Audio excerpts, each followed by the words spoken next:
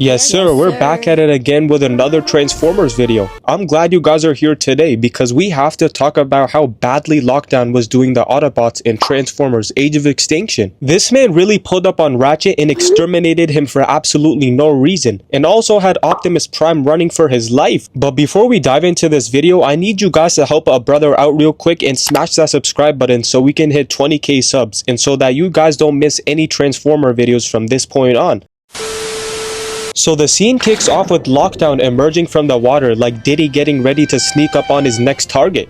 Pause. And as soon as bro took off that shiesty and activated his maxed out Warzone weapon, I knew that Lockown had nothing but straight nefarious intentions on his mind, because where did he even spawn in from? Like he was literally camping in the water waiting for Ratchet to appear. That's how dedicated this man is to wiping out the Autobots off of the face of the earth. Like Lockown is literally a D1 hater. Like you would think Lockown alone would be enough to hunt down and kill Ratchet, right? Cause he does have X-ray vision to track down any target that he sees in his sight. But nah, this man is a tryhard because he pulled up with an entire army at least 100 deep. Like they were really out here treating this like a military mission. They straight up despise the Autobots. What do you need this many people for? So then Cemetery Wind proceeds to deploy some military drones in the air. And peep how they had like 15 cameras to track down Ratchet. Like I'm actually crying. They really think it's Five Nights at Freddy. What's the point of all these cameras? They really spent their entire budget on this single mission. Like all this for a drop of blood? So they finally locate Ratchet using their X-ray technology, and at this point I knew it was over for my guy. It was wraps, because they proceed to plant an explosive, and right as I saw Ratchet fall to the ground, I was ready to look away from my screen because I already knew what was about to come next. Like might as well turn off the movie at this point to save myself from shedding into tears. Cemetery Wind starts calling in all types of score streaks from the sky like it's Call of Duty. I'm talking war machines, killer drones, and stealth choppers. Like they really wasted all of their artillery on Ratchet for what? Like no, stop torturing him.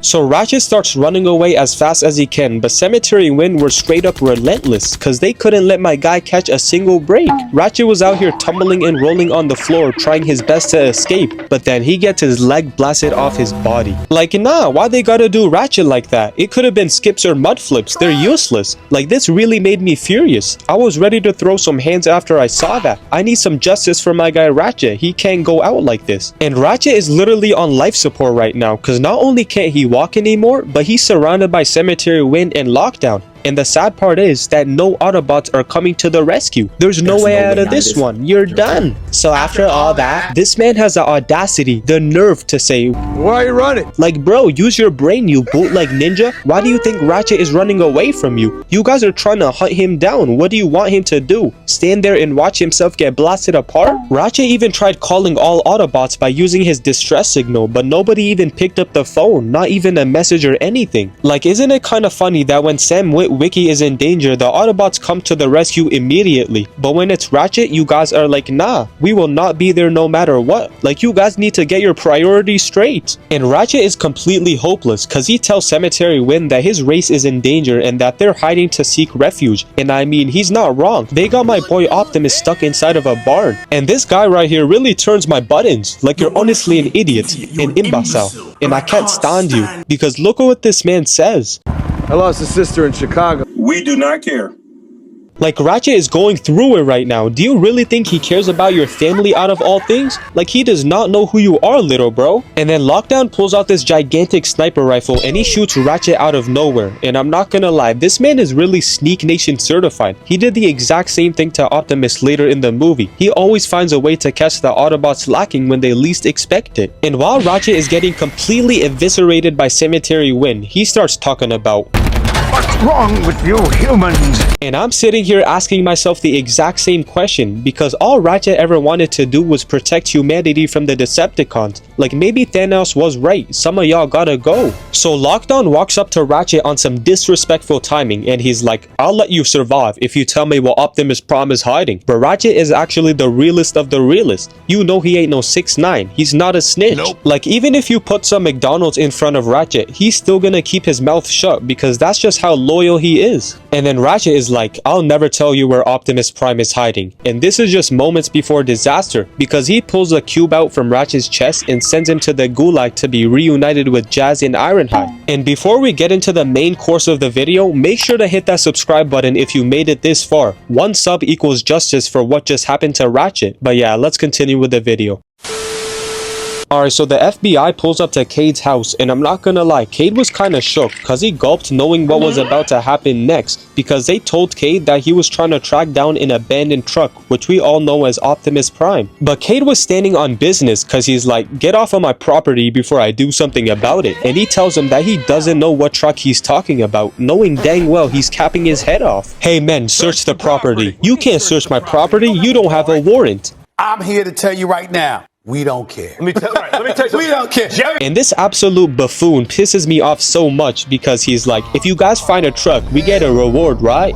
Shut your Like, when I was watching this film, I honestly didn't know what team he was on. Like, Cade is better than me, because if I heard him say that, I would have smacked the goofy out of this man. So the FBI starts searching the barn, but they end up finding no signs of Optimus Prime anywhere. And right as they were about to leave, this man Cade sells the bag completely, because he starts talking about, okay, yes, I found a truck, all right? I towed it back for the parts. I left it here last night. This morning, it's gone. like, bro, you had one job. If you kept your mouth shut for like 2 more minutes, the FBI would have been gone and everything would have been back to normal. Like, what's the point of telling them you found a truck but telling them it's not actually there? Like, that's the equivalent of me saying I have a good hairline, except that I actually don't. So then the cameraman switches back to Lockdown's #1 glazer, and he hits the Kobe and drains a long distance shot. Like, bro, this man is working for the wrong profession. Someone give him a contract to the Chicago Bulls. Like, look at the form on the shot, look at the precision, look at the flick of the wrist. Wait a minute, he said he knows Optimus Prime. And this is where Cade discovers that he made a fatal mistake, because the FBI realizes that he has ties with Optimus Prime and knows him on a personal level. And this is where things are about to go down. This evil FBI agent tells them to use the girl, and then they toss her to the ground like a rag doll. Like, nah, ain't no way y'all are taking this that seriously over a piece of scrap metal. Cause pulling out guns for all of this is crazy. But then Cade is like, you're gonna shoot my little girl if I have to. Huh? So the FBI agent is like, gun to the back of your head, name 3 DDG songs. You have 7 seconds. I fucked that. Bro, damn. And the screaming and crying alone was enough to unleash Optimus Prime, so he pops out of the wood, then sends 2 FBI agents flying out of the barn. And then he rolls outside and then pulls out the coldest one-liner talking about, That's why he's the GOAT! The GOAT!